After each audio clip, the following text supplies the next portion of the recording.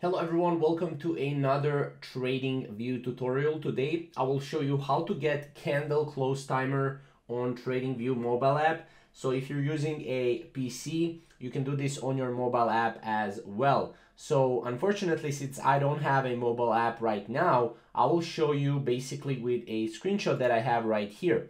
Now, as you can see right here, what we need to do is when you are on a price action, for example, this is Bitcoin and Tether, right?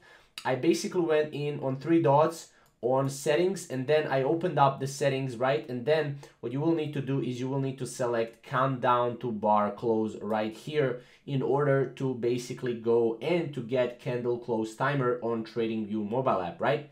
Now this is the only thing that you need to do, and then once you do that, you will have a candle close timer on your TradingView mobile app. Obviously, this is all you have to do. Again, you just go to a price action right here, and then you can go here and just go to three dots and then use this countdown to bar close. So that's pretty much it.